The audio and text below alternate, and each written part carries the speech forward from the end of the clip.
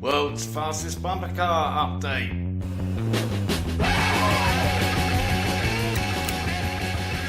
Welcome back to Bumper 200, and we are right side up. So in this topsy-turvy world, we're right side up, and for good reason. We've been shopping again despite lack of funds. We bought ourselves a large piece of MDF. No, we are not making a wooden badger or a wooden rabbit even, nor a wooden chassis. We're just cutting out a template, but it's important. A stage in the process of establishing what we need to actually make in terms of chassis, underpinnings, etc., etc., out of steel or aluminium or aluminum. So without further ado, let's go on with it.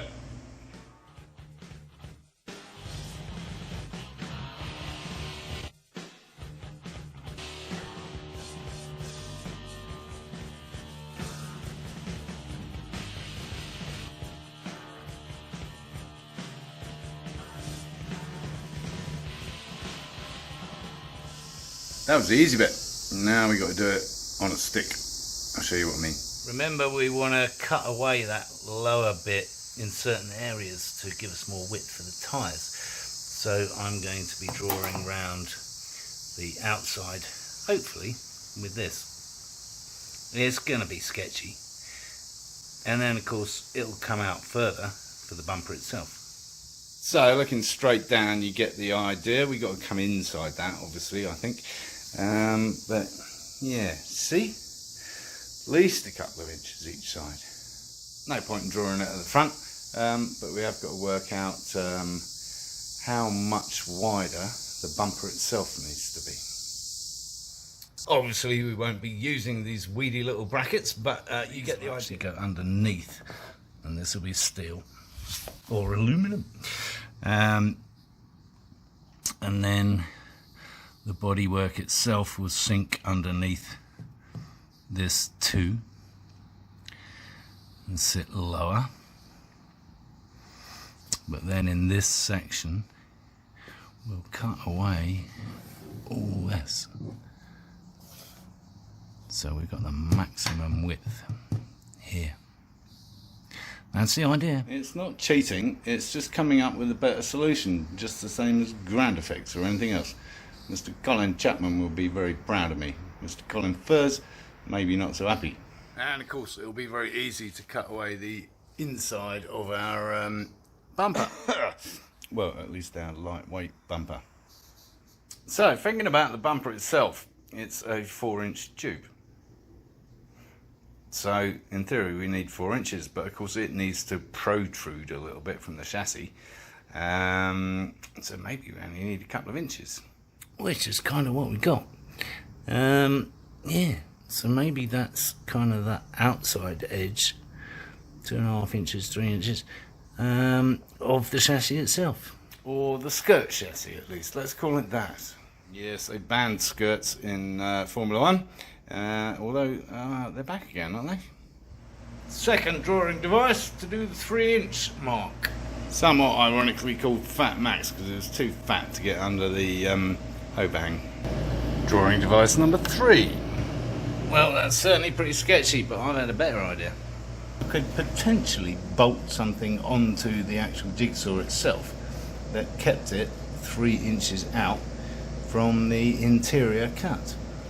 Would that work, Mr. Schneeberger? And you may have noticed our latest addition, the Yamaha badge, although we're not 100% sold on this yet, but I think it's the way to go.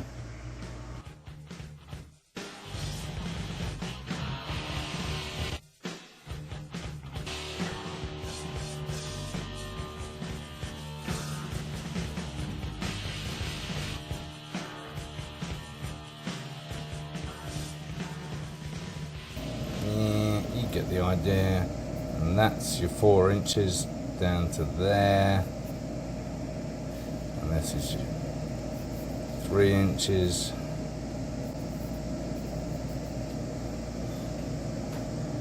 Yeah, anyway, you get it. So this is the body overhang where it comes up and kind of curves out, and that will sit on the actual chassis frame for the bumper. and then the bumper itself is going to be 3 inches by 4 inches by 3 inches, and so we're going to need some kind of bracketry and welding, obviously, and a wall here. Yeah. So just trying to get a feel for what this is going to actually be like. So I'm going to sit in it with a glass of wine and contemplate. Oh, I think we've got enough room there for back wheels somewhere. Anyway, what I'm thinking is seat as far forward as possible, bearing in mind the motor and everything is going to be there in the middle, and thanks to my lanky legs and the aspect that the Dodgem is kind of built for two, I can tuck my knees just in here, either side of the motor. So yeah, we're pretty much like at the midway. Well, I mean, I don't know, yeah, midway. And this is the view. Yeah, it's going to be pretty hairy at 125 miles an hour, I have to say. But then, you know, the reality is on a motorbike you've got no protection whatsoever. And I'm just looking at that aspect of it, and I'm thinking we could put some kind of steel bar from that corner to the rear corner, which, you know, in the event of a rollover might help a little bit. Anyway, just getting used to the idea. So my back is up against that whilst the seat is quite a long way forward. So we're going to need some kind of raked back seat, which will be custom made obviously, and it'll be made out of plywood, no doubt. Which will help a little bit with the aerodynamics. Not that I'm large, but I'm kind of lanky. And I think I actually have the perfect seat at the office. I'll show you. So thanks for tuning in as usual, and cheers. If you liked it, give it the thumbs up. If you want to see more and you haven't already, subscribe down here somewhere. And of course, encourage others to watch my lunacy.